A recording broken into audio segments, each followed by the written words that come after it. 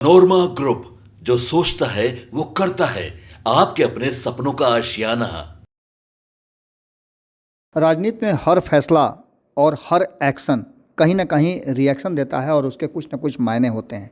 प्रधानमंत्री नरेंद्र मोदी को लेकर के खूब चर्चाएं हो रही थी। हमने आपको खबरों में बताया भी था कि प्रधानमंत्री नरेंद्र मोदी बिहार दौरे पर आएंगे और इसके लिए तैयारियां शुरू हो चुकी हैं।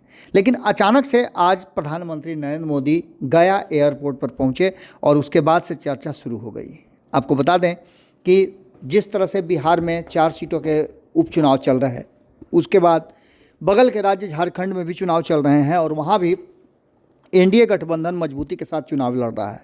हालांकि प्रधानमंत्री नरेंद्र मोदी पहले भी झारखंड में चुनावी सभा कर चुके हैं, लेकिन आज उनके गया आने के बाद ये चर्चा जोरों पर है कि आखिर प्रधानमंत्री नरेंद्र मोदी जब गया आए तो नीतीश कुमार उनके साथ चुनाव प्रचार में क्यों नहीं गए। इन सभी बातों को लेकर के एक बात तो साफ साफ नज़र आ रही है कि ये पूरी की पूरी कहानी कुछ अलग बयां कर रही है। प्रधानमंत्री नरेंद्र मोदी रांची एयरपोर्ट पर भी उतर सकते थे, लेकिन वो सीधे गया उतरे और वहाँ से वो हेलीकॉप्टर के द्वारा गढ़वा जाएंगे, जहाँ उन्हें चुनावी सभा को संबोधित करना है। गढ़वा में रैली को संबोधित करने के बाद प्रधानमंत्री रांची आने का कार्यक्रम है, वहाँ से वह चाईबासा के लिए प्रस्थान करेंगे।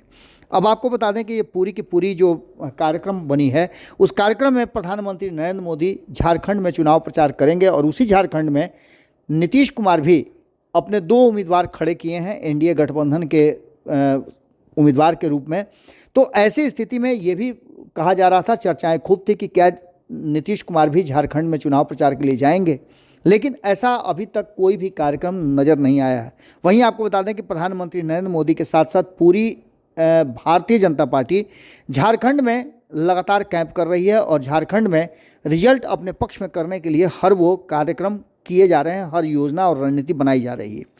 प्रधानमंत्री नरेंद्र मोदी आज चुनावी राज्य झारखंड में 2 रैलियों को संबोधित करेंगे। उससे पहले आपको बता दें गढ़वा और दूसरी चाईबासा में उनकी सभा होगी। भाजपा के एक वरिष्ठ नेता ने जो अपनी बातें कही, उन्होंने पूरा कार्यक्रम बताया कि कार्यक्रम के अनुसार नीतीश कुमार के बिहार में प्रधानमंत्री नरेंद्र मोदी का आना और गया में लैंड करना है। गया में लैंड करने के बाद उनका रांची के लिए और चुनावी सभाओं को संबोधित करने के लिए प्रस्थान करना, ये पूरा कार्यक्रम बना हुआ है। जहां एक तरफ गढ़वा में रैली को संबोधित करने का समय 2:30 बजे का रखा गया है, तो वहीं आपको बता दें कि उनके साथ कई भारतीय जनता पार्टी के विशिष्ट मंत्री जो उनके कैबिनेट में हैं वो रहेंगे और यहाँ तक कि झारखंड के प्रभारी भी कृषि मंत्री शिवराज सिंह चौहान भी साथ में मौजूद रहेंगे।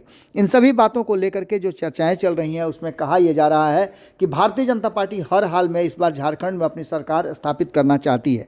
झारखंड विधानसभा चुनाव के लिए 13 और 20 नवंबर को मतदान होंगे। 23 नवंबर को मतों की गिनती की जाएगी। इससे पहले आपको बता दें कि केंद्रीय गृह मंत्री अमित शाह ने भी यहाँ से सभा को संबोधित किया था और उन्होंने जो बातें कही थी, संकल्प पत्र की पब्लिक डोमेन में रखा था।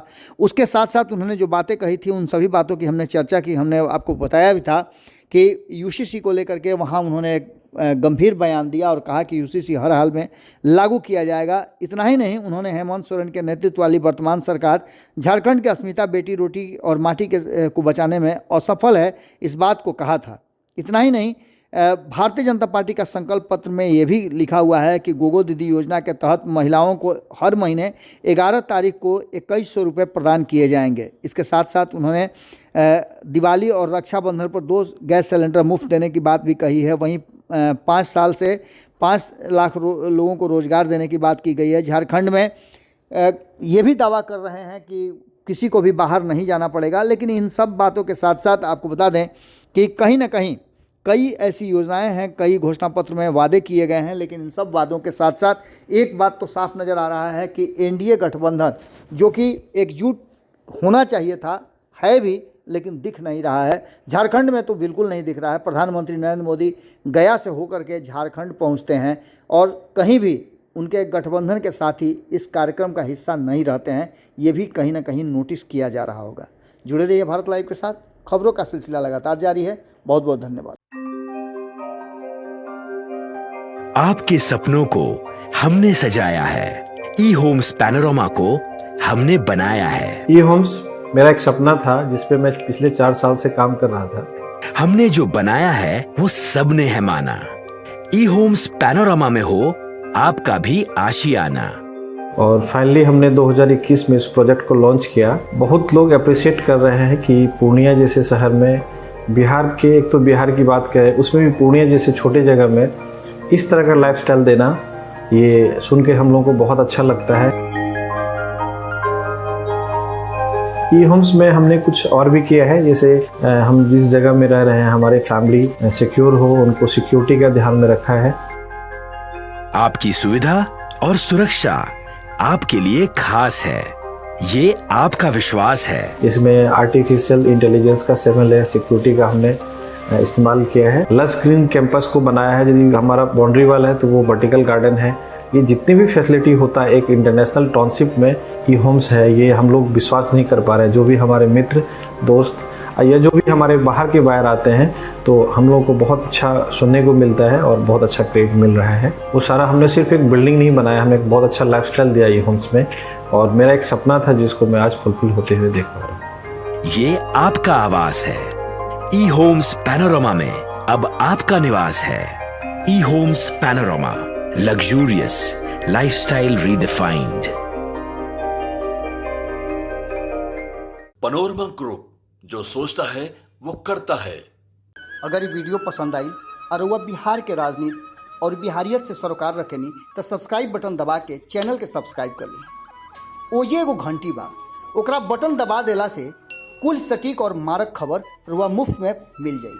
अगर रुआ पत्रकारिता के हमनी के नया प्रयोग में सहयोग कर चाहतानी तो ज्वाइन बटन दबा दी। पेटीएम नंबर नोट कर ली 9386816700। धन्यवाद।